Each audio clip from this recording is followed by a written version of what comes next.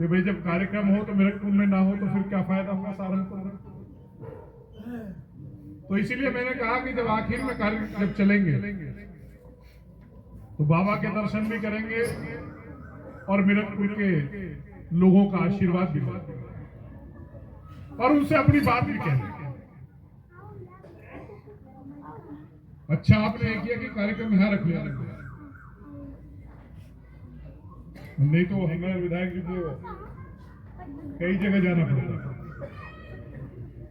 ये काम आसान कर दिया आपने, इसके लिए आभार व्यक्त करता हूं। सहारनपुर में लोकसभा के 2 प्रत्याशी, भारतीय जनता पार्टी के राघव लखनपाल और इंडिया अलायंस से इमरान मसूद और एक बीएसपी से भी कोई प्रत्याशी है माजी। भारतीय जनता पार्टी के प्रत्याशी नरेंद्र मोदी के प्रत्याशी राघव लखनपाल और एक इंडिया अलायंस से प्रत्याशी है। और वो प्रत्याशी है, चुनाव आप लोगों के लिए भी बड़ा महत्वपूर्ण है सामाजिक दृष्टि से भी, क्योंकि एक ऐसा प्रत्याशी है, मुझे तो ध्यान है जब मैं थोड़ा राजनीति में नहीं था, पूरे प्रदेश में अगर समाज की राजनीति की कहीं बात होती थी तो सहारनपुर का उसमें पहला था। हम सब लोग सहारनपुर की तरफ देखते हैं, लेकिन दुर्भाग्य से धीरे धीरे वो हिस्सेदारी कम हुई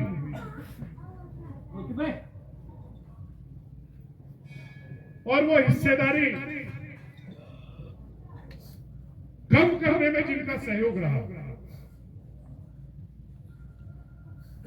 वो आज कांग्रेस से प्रत्याशी। ये भारतीय जनता पार्टी नरेंद्र मोदी का चुनाव, यह बात सही है, लेकिन आप लोगों को भी, जिन लोगों ने आपका राजनीतिक अस्तित्व खत्म करने का यह काम किया, उन्हें सबक सिखाने वाला दिन भी 19 तारीख वाला है। 19 तारीख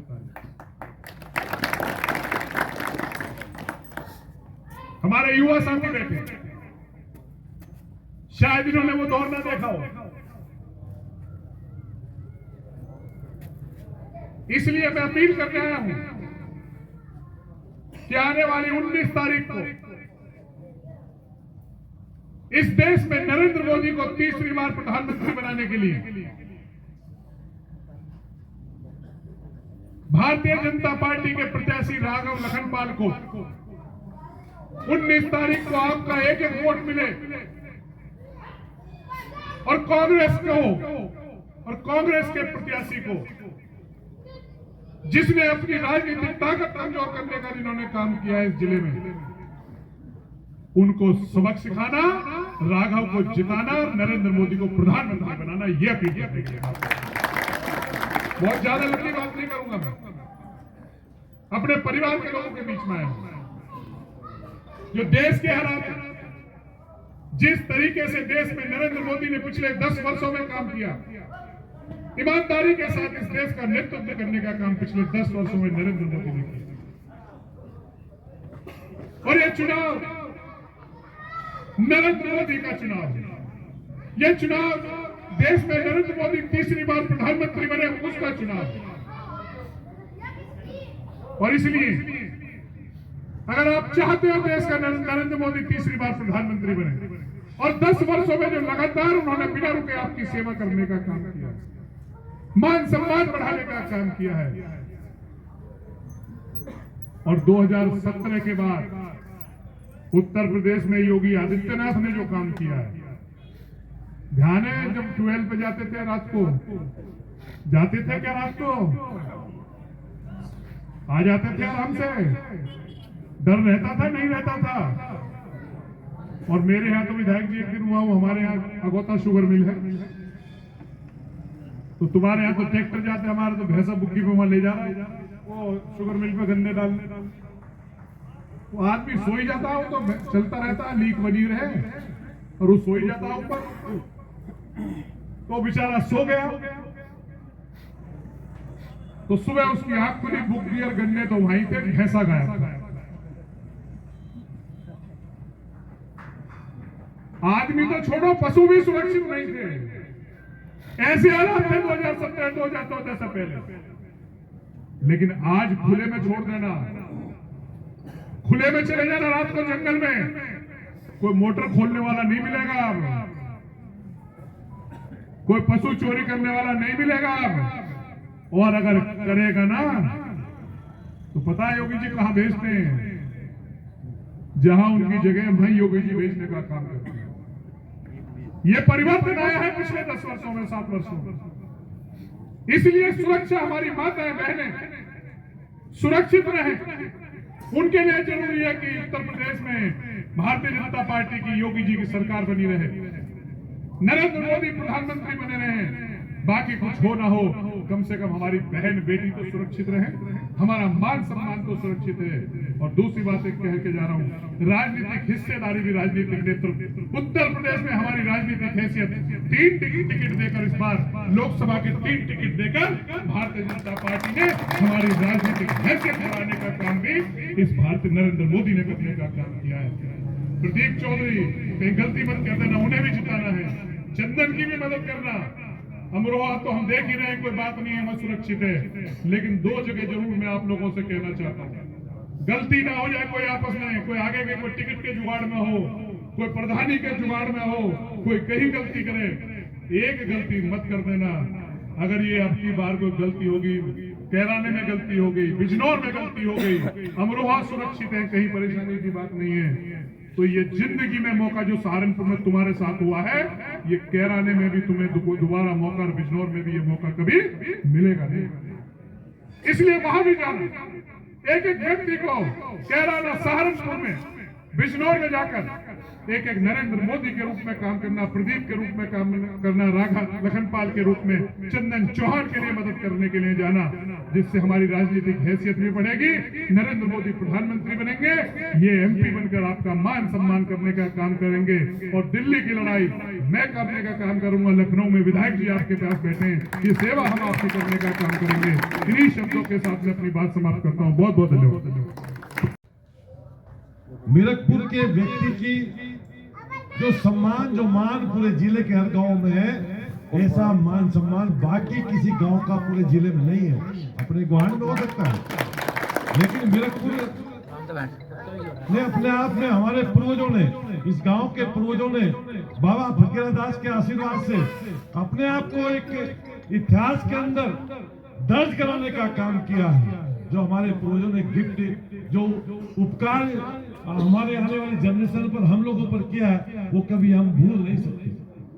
और कोई चुनाव हो, मैंने तो वो बचपन का समय भी देखा कि जब हम लोग गांव में पढ़ते थे, छोटे थे, कोई भी चुनाव एमपी एमएलए का आता था तो पता चलता था मीरकपुर के मेहमान आए हुए, और आज इसके पक्ष में आए, जिसके पक्ष में आते थे उसी के पक्ष में माहौल बन जाता था। ये हमेशा इतिहास रहा है।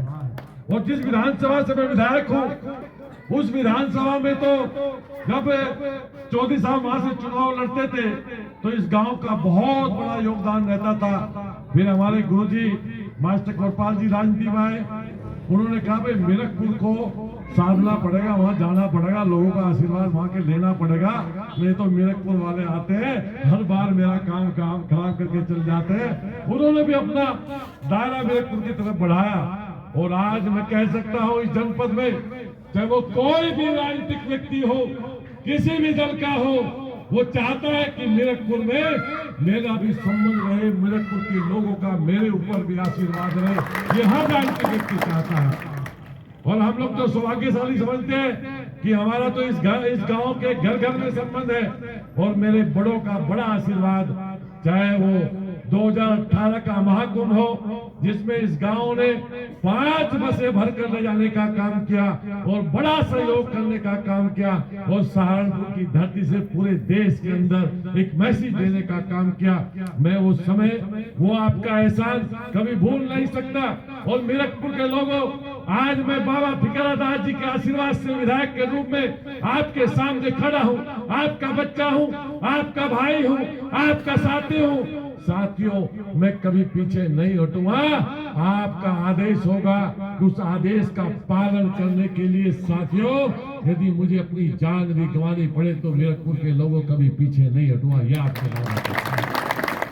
और आज हमारे नेता और इस देश के अंदर भारतीय जनता पार्टी को लीड करने वाले आदरणीय सुरेंद्र नागर जी हम सब के मध्य में हैं। और वो आदरणीय प्रधानमंत्री नरेंद्र मोदी जी को तीसरी बार इस देश का प्रधानमंत्री बनाने के लिए, भाई नागोलखन पाल शर्मा को इस सहारनपुर से सांसद बनाने के लिए आप लोगों से अपील करने आए हैं। और मैं आपसे निवेदन करना चाहता हूँ सांसद जी की मेरी अपील एक ही है कि आप सब लोग एक तरफा एक मत होकर निकल पड़ो। और आपसे एक और डिमांड करता हूँ, मैं आपका बच्चा हूँ, भाई हूँ छोटा, मैं अपनी मांग कर सकता हूँ कि आप लोग यहाँ से निकलकर कुछ समय निकालकर कैराना में भी भाई प्रदीप चौधरी की विजय के लिए आशीर्वाद के रूप में पहुंचने का काम करें।